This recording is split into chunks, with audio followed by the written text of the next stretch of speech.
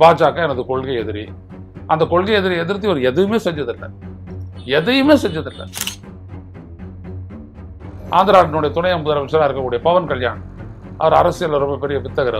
அவர் இவரோட பேசிட்டு இருக்கிறாரா? எதுக்கு? கூட்டணிக்கு இழுக்கிறதுக்கு. ஒரே அரசியல், திமுக எதிர்ப்பு, ஸ்டாலின் எதிர்ப்பு, அவ்வளவுதான். அதை தவிர வேற எதுவுமே கிடையாது. ஒருவேளை திமுக ஜெயிச்சு மீண்டும் வந்துச்சுன்னா விஜய்க்கு அரசியலே கிடையாது.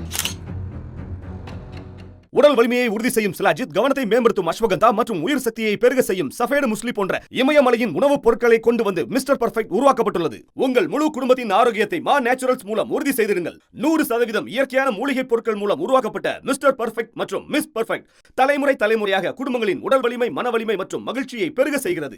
உங்கள் மகிழ்ச்சியான பயணத்தை துவங்க www.mannaturals.com என்ற இணையதளத்தை பார்வையிடவும் அல்லது வாட்ஸ்அப் எண்ணிலும் தொடர்பு கொள்ளலாம்.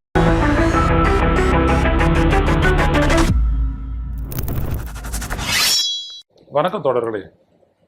லுசசேரின் வாயிலாக இன்று மீண்டும் உங்களை சந்திப்பதில் பெருமகிழ்ச்சி அடைகின்றேன். தமிழக வெற்றி கழகத்தினுடைய தலைவர் நடிகர் விஜய் அவர்கள் விசாரணைக்கு ஆஜராக வேண்டும் என்று மத்திய புலனாய்வு கழகம் சிபிஐ அவருக்கு அழைப்பாணை அனுப்பியிருக்கிறது. நாளைக்கு டெல்லிக்கு வந்து எங்களுடைய விசாரணைக்கு ஆஜராக வேணும் அப்படின்னு சொல்லிட்டு அவங்க சம்மன் கொடுத்தாங்களாம். சம்மன் கொடுத்த தேதி தெரியலை, ஆனால் இன்றைக்கி தான் அந்த செய்தி வெளியாகி இருக்கிறது. விஜய் தரப்பு வந்துட்டு எங்களால் உடனே வர முடியாது, இங்கே வந்துட்டு தேர்தலில் நிறுத்தக்கூடிய வேட்பாளருடைய நேர்காணல் இருக்குது, அதனால் ஒரு 10 நாள் கழித்து நான் வரேன் அப்படின்னு சொல்லிட்டு சென்னையில் இருக்கக்கூடிய சிபிஐ அலுவலகத்தில் அவங்களுடைய கட்சியின் அவர் சார்பாக வேண்டுகோள் விடுக்கப்பட்டுள்ளதாக தெரிகிறது. ஆனால் இதை ஏற்குதா சிபிஐ, இல்லை விசாரணைக்கு நீ கட்டாயம் ஆஜராகித்தான் ஆகணுமா அப்படின்றத என்ன சொல்லுவாங்கன்றது தெரியல. இது வந்துட்டு கரூரில் நடந்த அந்த நெரிசலில் விஜயனுடைய பிரச்சார கூட்டத்தில் நடந்த நெரிசலில் 41 பேர் கொல்லப்பட்டது தொடர்பாக ஏற்கனவே விஜயை வந்துட்டு டெல்லியில் கூப்பிட்டு ஒரு 19 மணி நேரத்துக்கு மேலே விசாரணை நடத்திருக்குது சிபிஐ. எல்லாம் முடிஞ்சு போச்சு. ஆனால் எல்லாம் எதிர்பார்க்கிற அந்த குற்ற பத்திரிகை மட்டும் தாக்கல் ஆகலை. பொதுவாக ஒரு வழக்கை விசாரணைக்கு எடுத்த 60 நாளில் அல்லது 90 நாட்களுக்குள் அந்த புலனாய்வு அமைப்பு குறிப்பிட்ட அந்த சம்பந்தப்பட்ட நீதிமன்றத்தில் அவர்கள் குற்றப்பத்திரிகையை தாக்கல் செய்ய வேண்டும். இதில் நாங்கள் விசாரணை நடத்திருக்கிறோம், எங்களுடைய விசாரணையில் கிடைச்சக்கூடிய ஆதாரங்கள் இது, சாட்சிகள்லாம் விசாரிச்சிருக்கிறோம், இதுலேருந்து தெரியறது இவங்கெல்லாம் குற்றவாளிகள் அப்படின்னு சொல்லிட்டு அவங்களை அக்யூஸ் பண்ணி சார்ஜ் ஷீட்டு ஃபைல் பண்ணணும். ஆனால் அது இது வரைக்கும் நடக்கலை. அது அப்படியே இழுத்துக்கிட்டே போச்சு, ஒன்றுமே இல்லை. இப்போ திடீர்னு பார்த்தீங்கன்னா இவர் அழைக்கிறது உடனே அரசியல் வட்டாரங்களில் எப்பொழுது அடக்கூடிய கேள்விதான், இது விசாரணைக்கா இல்லை கூட்டணி பற்றி முடிவு செய்வதற்கா அப்படின்னு. ஏன்னா இன்னைக்கு இன்னொரு டெவலப்மெண்ட்டு, இன்னைக்கு விஜயனுடைய அந்த ஜனநாயகன் படத்தை வந்துட்டு ரிவ்யூ பண்ணுறதா சென்சார் போர்டு சொல்லிச்சு. கடைசியில் அதில் ஒருத்தருக்கு சென்சார் போர்டு மெம்பர் ஒருத்தருக்கு உடம்பு சரியில்லை, அதனால் தள்ளி வச்சிருக்கிறோம் அப்படின்னு சொல்லியிருக்காங்க. அப்போ அவர் உடம்பு சரியாகிறதுக்கு எவ்வளோ நாள் ஆகும்னு சொல்ல முடியாது. ஸோ இழுத்தடிக்கிறதுனா எதுக்கு?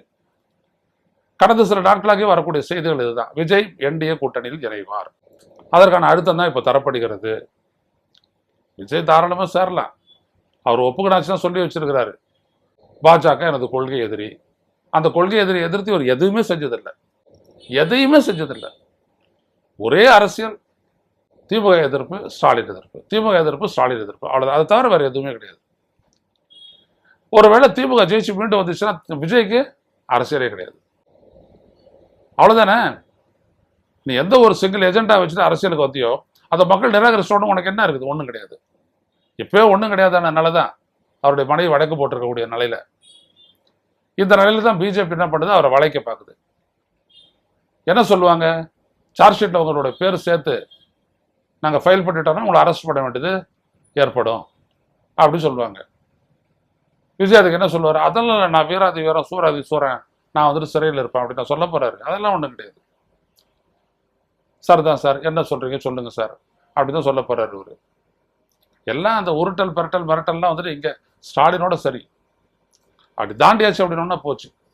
போதா குறைக்கு ஆந்திராவினுடைய துணை முதலமைச்சராக இருக்கக்கூடிய பவன் கல்யாண், அவர் அரசியல் ரொம்ப பெரிய வித்தகர். அவர் இவரோட பேசிட்டு இருக்கிறாரா? எதுக்கு? கூட்டணிக்கு இழுக்கிறதுக்கு. அவரும் பேசுறாரு, இன்னொரு பக்கம் சிபிஐயும் பேசுது, இன்னொரு பக்கம் பாஜகவும் பேசுது. ஆக ஏதோ ஒன்று விஜய் வந்து அந்த கூட்டணியில இழுத்துட போறாங்க. இழுத்துட்டு உனக்கு ஒரு 20 சீட்டு இருக்குது, போதும், உங்ககிட்ட அவ்வளோ பேர் தான் இருக்கிறாங்க, நீ ஒரு 5 பேர் ஜெயிக்கலாம், உள்ளே போகலாம், பெரிய தோல்வி ஒன்றதை தவிர்க்கிறதுக்கு இதான் நல்ல ஆப்ஷன் அப்படின்னு சொல்லி அது விஜய் ஏற்றுக்கக்கூடிய வாய்ப்பு அப்படின்றதெல்லாம் இருக்குது. ஸோ இப்படிப்பட்ட சூழலில் தான் இந்த அடைப்பாணை அனுப்பப்பட்டிருக்கிறது. என்ன நடக்கின்றது என்று பார்ப்போம். மீண்டும் சந்திப்போம் தொடர்களே. நன்றி, வணக்கம். ஊடகம் கார்ப்பரேட் அரசியல்வாதிகளின் கைப்பாவையாக அடிமைகளாக இருந்தது போதும், இனி சாட்டை எடுத்து சுழற்றும் நேரம் வந்துவிட்டது. ஊடகம் பொதுமக்களாகிய உங்களுக்காக உங்களாலேயே இயக்கப்பட வேண்டும். ஊடக சுதந்திரத்திற்காக உங்களின் பங்களிப்பை இன்றே அளித்திடுங்கள்.